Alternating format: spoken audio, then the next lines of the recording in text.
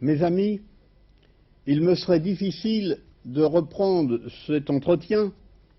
sans vous remercier vraiment du fond du cœur pour la pluie d'encouragement que j'ai reçue hier soir dès que mon message est passé à travers vos foyers. Donc merci, continuez. Il est important pour moi que je sache si vous approuvez ou non les propositions inattendues et de toute évidence que je vous ai faites hier. Et étant donné la brièveté de mon exposé, il ne m'a pas été possible hier de vous faire connaître deux éléments importants de ce programme et qui constituent finalement la garantie la plus ferme, la plus solide de l'exécution de ce programme. Ces deux mesures, les voici. Je pense qu'il est indispensable d'instituer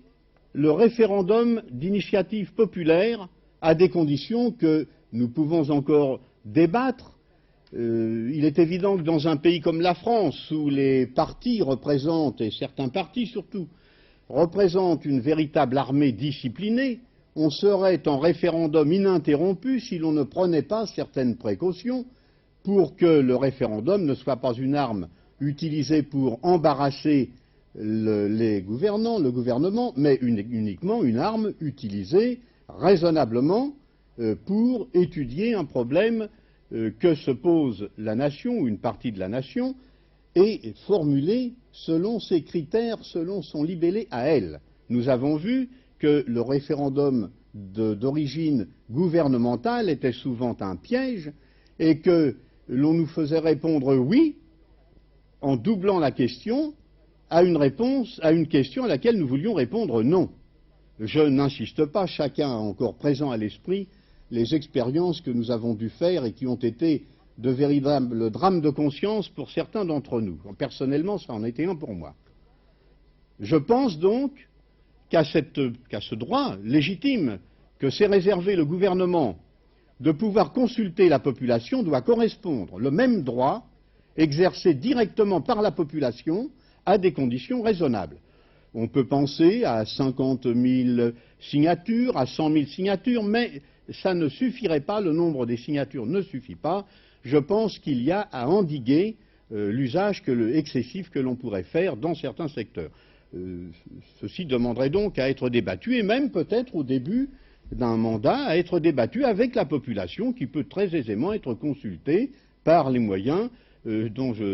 j'énumérais quelques-uns hier d'une façon qui a semblé à certains amusante et qui pourtant me semble sur le plan technique parfaitement efficace. On peut instituer, dans le style concours de la chanson, une consultation populaire sur la question de savoir quelles seraient les précautions à prendre pour ne pas faire du référendum d'inspiration d'initiative populaire une arme utilisée pour entraver l'exercice du pouvoir.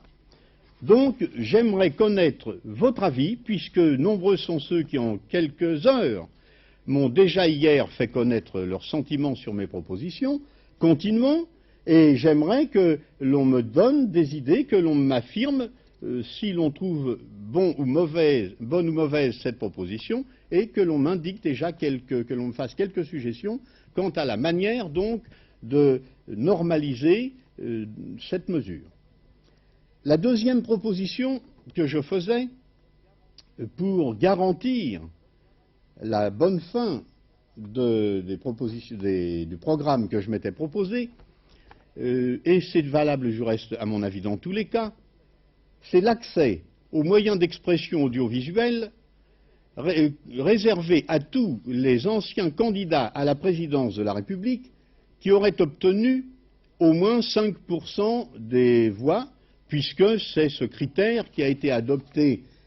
par notre gouvernement pour déterminer quelle était la limite des bons et des mauvais, des candidats sérieux et de ceux qui ne l'étaient pas.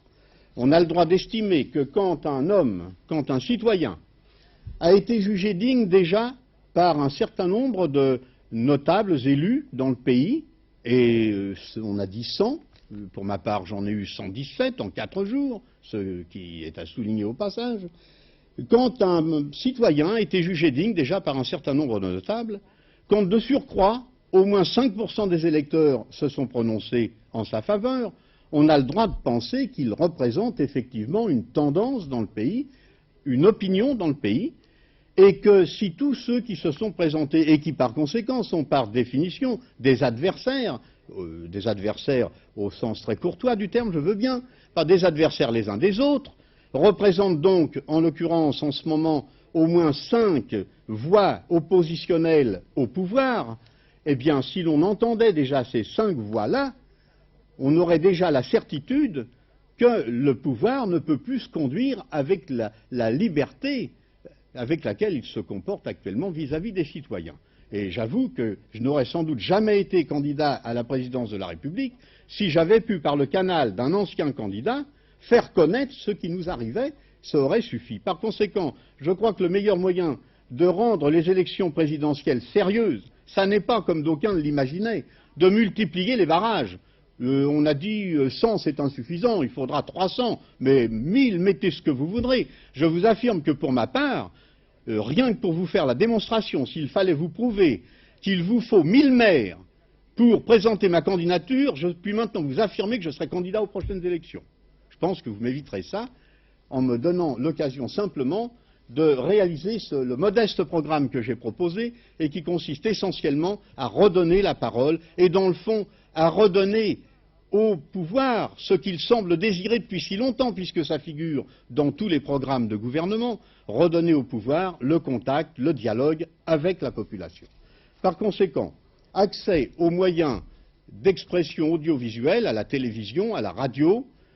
réservé à tous les anciens candidats à la présidence de la République qui auraient obtenu au moins 5% des voix aux élections. On peut discuter sur le temps à leur allouer. Pour ma part, je pense qu'expérience faite, et étant donné la consommation intensive que fait le gouvernement par toutes sortes de procédés, ce sont jusqu'à l'exposition l'inauguration de l'exposition des chrysanthèmes, qui peut être un moyen pour le gouvernement de faire connaître son opinion sur des choses qui n'ont rien à voir avec les chrysanthèmes. Par conséquent, je crois que si l'opposition réclame le droit de parler 1 heure par mois, l'opposition, chaque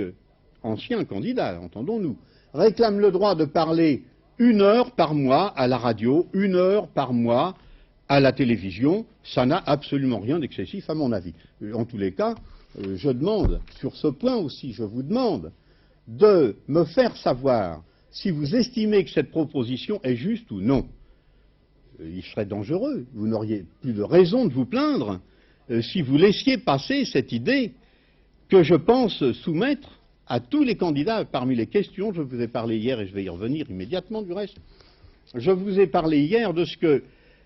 dans le courant de la semaine, je m'adresserai à tous les candidats et je leur poserai 2 séries de questions. La première est donc celle-ci, et celle-ci est absolument innocente, elle n'implique pas nécessairement mon entrée dans le jeu, n'importe quel citoyen pourrait la faire. Institution du référendum d'initiative populaire,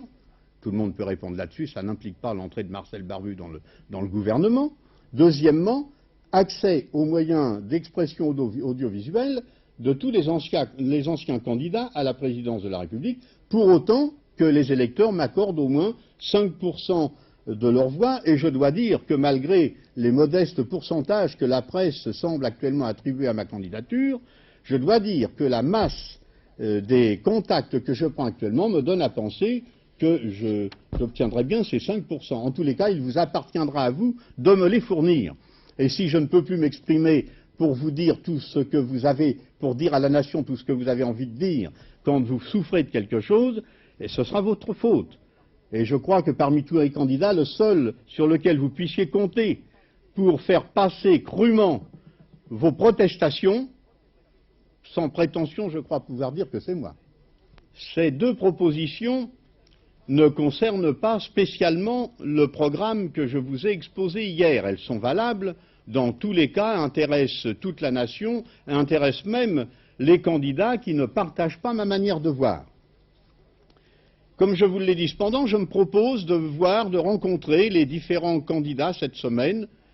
en vue de leur soumettre un projet de contrat par lequel ils s'engageraient à appliquer les principales mesures que je vous proposais hier et que je peux résumer ainsi: adoption de la Déclaration universelle des droits de l'homme, création d'un ministère des droits de l'homme, organisation des structures de dialogue avec la nation, avec la population, dans le style de ce que j'ai indiqué hier, et